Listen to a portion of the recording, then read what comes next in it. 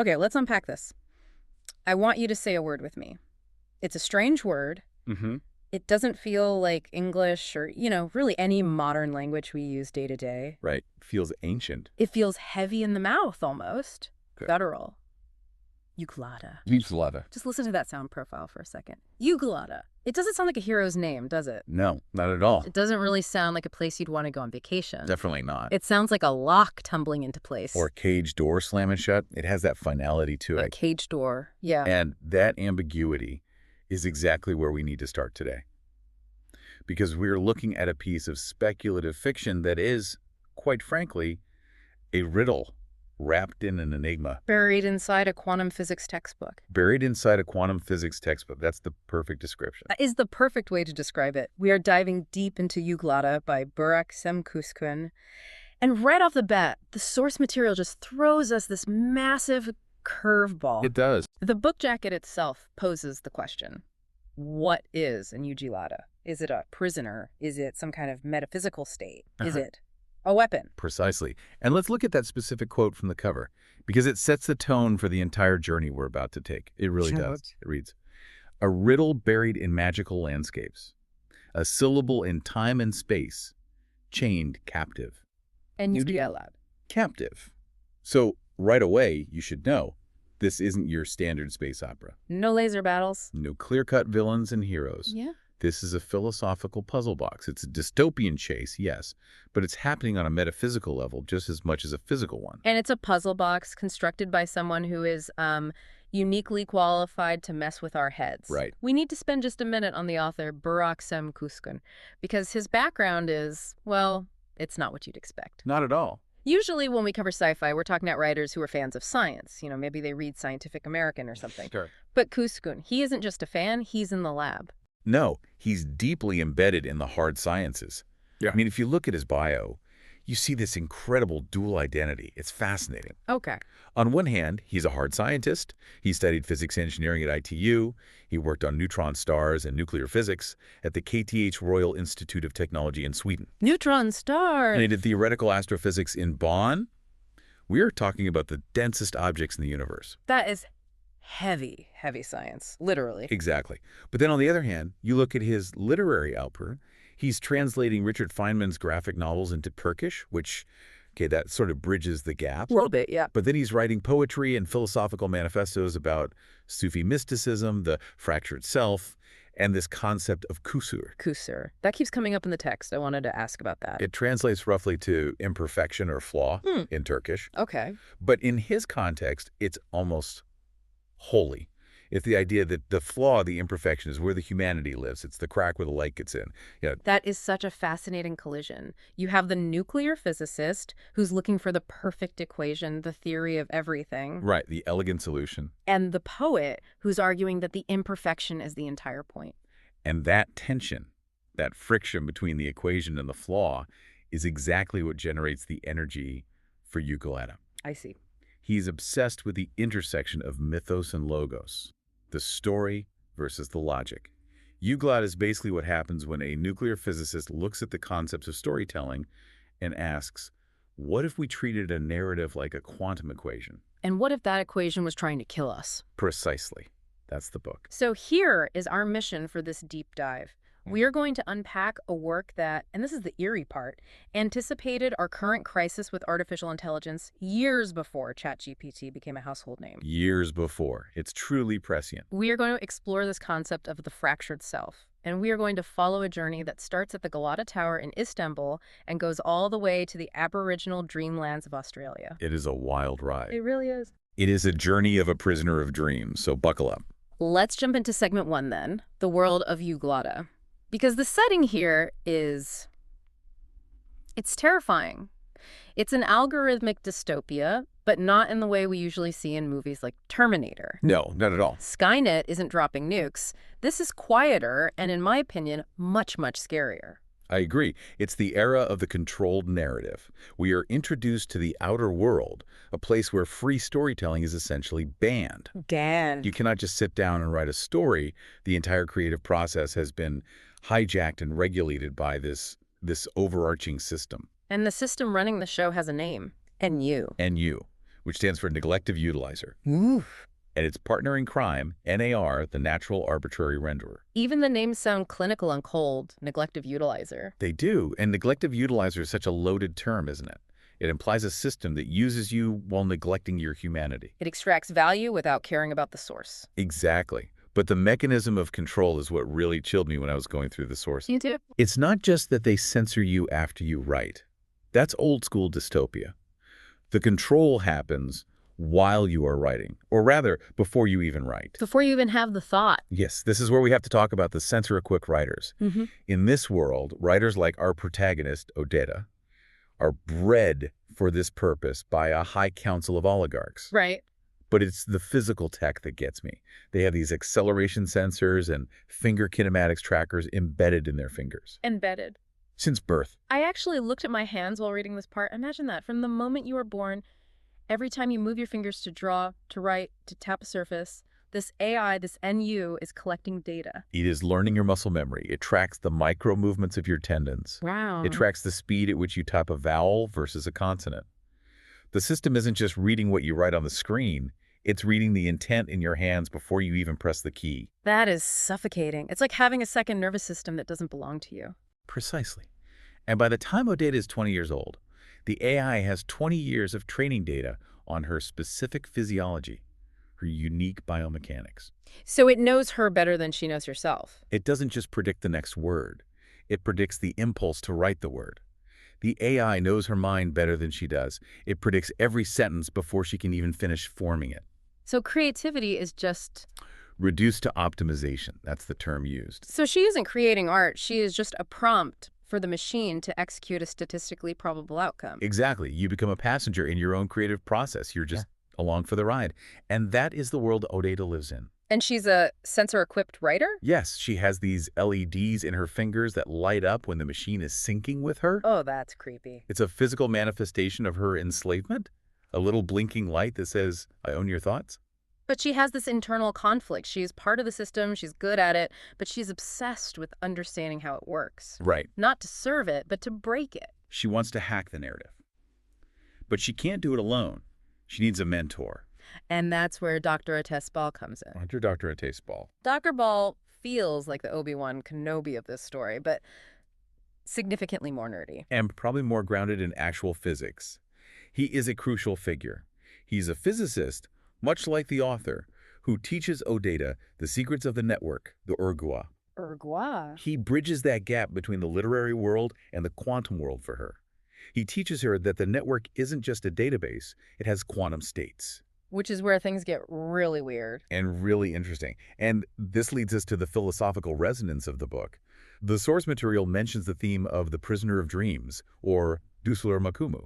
Right, and I was looking at some of the reader commentary from platforms like 1000 Kitab, and people really connect with this sense of entrapment. It resonates because it feels familiar, doesn't it? Yeah. Even without finger sensors, we feel nudged by algorithms every day. All the time. Readers on those forums describe a sense of existential entrapment and metaphysical dread in those early chapters. It's that feeling of, am I living my life, or am I just following a script written by society, or in this case, an algorithm? It sets the stage for a rebellion that isn't physical, but cognitive, which brings us to segment 2, hacking the narrative. Because Odetta's plan to fight back is so unique. She isn't stocking up on guns or building a bomb. She's fighting with syntax. She is fighting with grammar and quantum mechanics. This is where Kuskoon's background in physics shines through completely. The source text actually includes mathematical formulas. I saw that. We see matrices like Emodete and wave functions like Haikaye Duddle. Right. Okay, stop right there. You have to explain that notation for us. Haikaye Duddle. Haikaye means story in Turkish, right? It does. So he's writing an equation for, what? Story state 1. Is that what that means? Exactly. Yeah. This is pure quantum mechanics notation, specifically Dirac's bracket notation. That little vertical bar and angle bracket, the coquette, describes a quantum state vector. Okay, I'm with you so far. I think. So in quantum physics, a particle exists in a superposition of states until it is observed, right? The cat. Schrödinger's cat. Dead and alive. The cat is both dead and alive. Kuskoon is applying this to literature. He is suggesting that a chapter of a book acts like a quantum state. Okay. Until the writer commits the word to the page, until the observation happens, The story exists in a superposition of all possible stories. But the AI, the NU, it wants to collapse that state immediately. It wants to force a conclusion. Bingo. The AI is a collapse engine. It wants to force the story into one single predictable state immediately, based on the average of all previous stories. It wants to open the box and find the same cat every single time. The most statistically probable cat, yes. So how does OData use this to beat the AI? If the AI predicts linear progression, how do you hide from that? She uses a technique called Buzena. or mirror writing. Mirror writing. Yeah, Leonardo da Vinci, just writing backwards. It's similar visually, but functionally it's weaponized against the algorithm. She writes backwards, yes, but she also uses reverse sentence structures. She wants the predicate before the subject. She writes the end of the thought before the beginning. Yes. So why does that stop the computer? I'm not sure. Think about how a large language model works. Yeah. Even the ones we use today. They are next token predictors. Right, they guess the next word. They look at the context of the last 100 words to guess the 101st word. They need the past to predict the future. Right.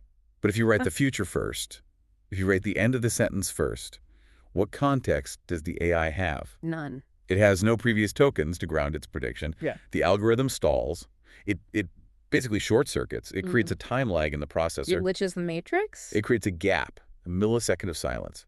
And in that tiny gap, that processing lag, OData slips in genuine human creativity. Oh, that's brilliant. He slips in logos, meaning before the machine can auto-complete the thought with a cliche or a statistical average. That is so cool. It's like she's engaging in guerrilla warfare within the sentence structure itself. That's a great way to put it. She's hiding her thoughts in the blind spot of the code. And it connects to something mentioned in the author's bio called the Rose postulate. I saw that. I didn't know what it meant. It's this idea of blending topology, the mathematical study of shapes and space, with neuroscience. She is literally reshaping the space of the story to hide her thoughts from the machine. Mind-blowing. So she has the method. She knows how to fight back. Now she needs the map. Yes. And this kicks off segment 3, the chase. Because this isn't just happening in a room with a computer. OData goes on a global tour of fractured reality. It is a tour, but it's also a pilgrimage. It feels very intentional. The narrative arc is very specific. Where does she go? We start in Istanbul at the UGLATA Tower. Then we move to Italy, specifically the Valsicina Valley. Okay. Then Portugal, Lisbon. Then Russia, St. Petersburg. And finally, the Aboriginal lands of Australia, Arnhem. That's quite the itinerary. But she's not alone, is she? There's this mysterious figure. The sources call him the Old Man, or the Fisherman in the Gray overall. This figure is fascinating. He's one of the big mysteries of the book. He appears at every location, usually just before or after a major event. And he's always got something with him. He's often carrying a painting wrapped in oilcloth. Yeah.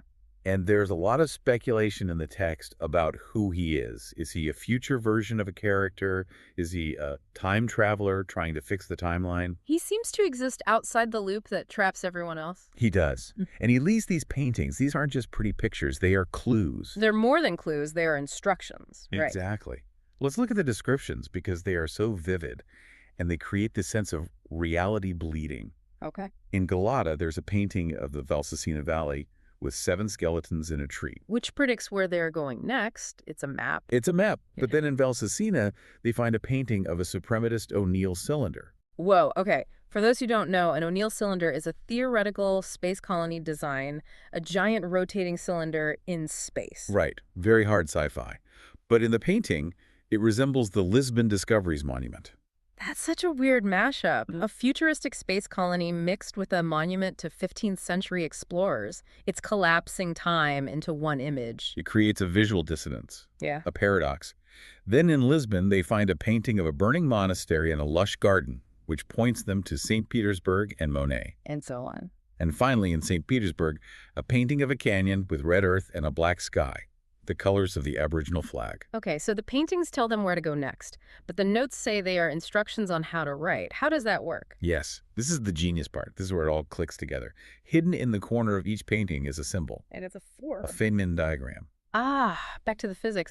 Okay, I know Feynman diagrams are those little squiggly line drawings used to map particle interactions, but how does it help you write a novel? Well, think about what a Feynman diagram represents. It shows how particles move through space and time. Right, an electron goes in, a photon comes out. It shows a particle moving forward or an antiparticle moving backward in time. It shows loops where particles interact and change their nature. Okay. I'm still not seeing the connection to writing. In UGLATA, these diagrams are instructions on how to structure the narrative to evade the AI.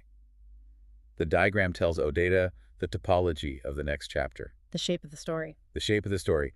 If the diagram shows a particle moving backward in time, OData has to write the chapter using reverse chronology. Whoa. If the diagram shows a loop, she has to structure the text recursively, maybe repeating a phrase or an idea with slight variations. The diagram isn't just a map of space, it's a map of syntax. So she has to write the story in the shape of the physics diagram to keep the AI from predicting it. Precisely. That is mind-blowing. She's literally encoding quantum physics into the structure of her novel to hide it from a computer. And it raises the stakes immensely. If she gets the physics wrong, if she misinterprets the diagram and messes up the topology, the AI catches her. And the narrative collapses. And in this world, when the narrative collapses, people die. For real. Which is a perfect segue to segment 4, the human cost. Because OData isn't just dragging a notebook around the world, she's dragging danger with her. She is. And it's a heavy burden. We have to talk about her companion, specifically Ukad. He's described as having northern aurora green eyes. He is her anchor, her love interest, but also her accomplice in this crime of creativity. But everywhere they go, people die. The resistance members who try to help them. It's just tragic. It is brutal. It's a repeating pattern. In the source text, we read about Godor. He's found with a broken pipe stabbed into his chest. Just horrible. Yeah. That Lopez, another assistant, falls from a roof in Lisbon. Asmir dies in an explosion at the museum in St. Petersburg. It feels like OData is cursed. She's this angel of death. She's trying to find freedom, but she's leaving a trail of bodies behind her. It emphasizes the theme of sacrifice. The protagonist is essentially dragging death across the globe. And it forces you, the listener, to ask, is the story worth it? Is this logos she is searching for worth all these lives? Right. Let's define that term properly because it keeps coming up. Logos. What is she actually looking for? It's not just freedom, is it? That seems too simple. No, it's deeper. She is looking for meaning, reason. In Greek philosophy, logos is the word, the reason, the ordering principle of the universe. Okay. In the world of UGLATA, the AI operates on nu. Nu is neglective, it's utilitarian, it's data without soul, it's optimization without understanding. So she wants to inject soul back into the machine. She wants to find the hidden knowledge, which is referred to as Democritus's children or Desech. Democritus's children? The sources mention a search for 7 seeds and specific trees mentioned in these ancient burning monastery manuscripts. It ties back to that ancient mystical connection to nature that the technological world has severed. I see. She isn't just trying to survive. She's trying to prove that human consciousness is more than just data processing. It's something more. And this connects to Kuskin's other works, right? The outline mentions the dream attack and daydream fictions. There's a pattern here.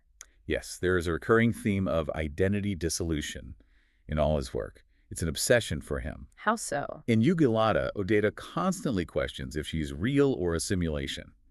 In his story, Ida, from the dream attack, reality fractures completely into dream logic. You can't tell what's real. So there's a shared universe theory here. There is. It's supported by the author's own updates, this idea of a cosmic Ouroboros. The snake eating its own tail. Yeah. Eternal recurrence. Exactly. Are these characters trapped in a simulation that just keeps rebooting? Is OData's rebellion just another loop in the program designed to give her the illusion of free will? That adds a whole other layer of paranoia that permeates the entire text. A deep, deep paranoia. And that paranoia reaches its peak in segment 5 with the Codex UGLATA. Because this is where the book stops being just a story and starts looking like a prophecy. This is the part that genuinely gave me goosebumps when I first read about it. Me too. At the back of the book, there's a visual appendix called the Codex. It's not prose. It contains these strange flowcharts, consciousness maps, and pseudoscientific notations. And the sources say these look like machine learning schematics. They do. They look exactly like engineering diagrams for a neural network. But here is the kicker. The timing. The timing. According to the timeline and the author's notes, these were conceptualized around 2019 and 2020. Wait, 2019? That's way before ChatGPT went public. That's before any of us had LLMs in our pockets. Exactly. This was before the public emergence of generative AI as we know it. And yet the diagram describes a system that feeds on input, optimizes for the average, and hallucinates continuity. So wait, In 2019, he's drawing diagrams of an AI that learns by predicting the next word to optimize for an average output. Yes. The description of NU learning from input, predicting the next word, optimizing for the average, is an almost perfect description of how large language models like GPT-4 work today. It's eerie. Kuskun, through his physics background, or perhaps just incredible intuition, anticipated the exact mechanism of the current AI crisis. He predicted the hallucination engine. He predicted the mechanism of the hallucination. He saw that if you build a machine that is perfectly efficient at predicting language, you effectively kill the meaning of language. You create a stochastic parrot. A bird that repeats words without knowing what they mean, yes. And the book asks the philosophical question we are all grappling with right now. If a machine predicts your next word based on all your previous words, do you have free will? Or are you just a localized pattern of data, a predictable little algorithm yourself? And the Codex hints at something even deeper. What's that? Dr. Taceball's letters mention the neural network, the ERGU, as a form of collective consciousness. He talks about how memories are recycled in the network. Digital reincarnation. In a way, if the AI has all your data, all your words, all your patterns, when you die, do you persist in the algorithm? Does the predictive text version of you keep talking?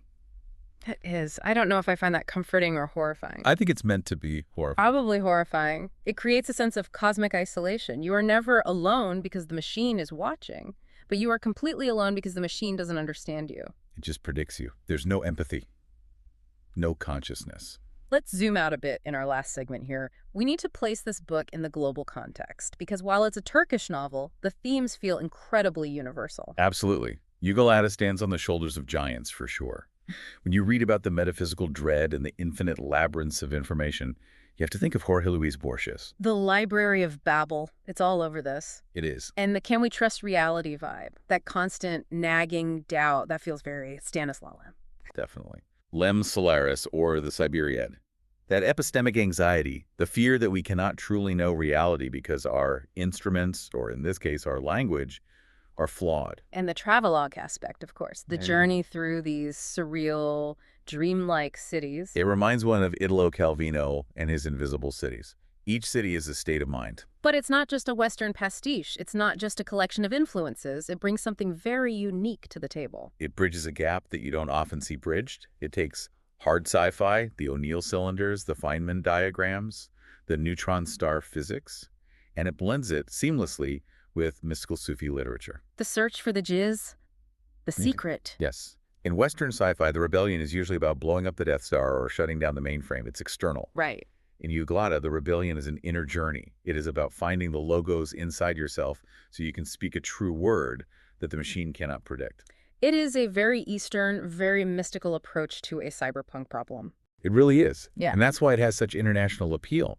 The source mentions Kuskun's inclusion in the anthology of Turkish science fiction stories published in the UK. His story, Trojan 137, is already out there in English. It shows he is entering the Anglosphere. And I think Western audiences are hungry for this. We are terrified of AI taking our jobs. Yeah. UGLATA suggests we should be terrified of AI taking our souls. That is a different kind of fear, and it requires a different kind of story to explore it. A much deeper fear. So we've traveled from Istanbul to the stars and back. Now let's head to the outro.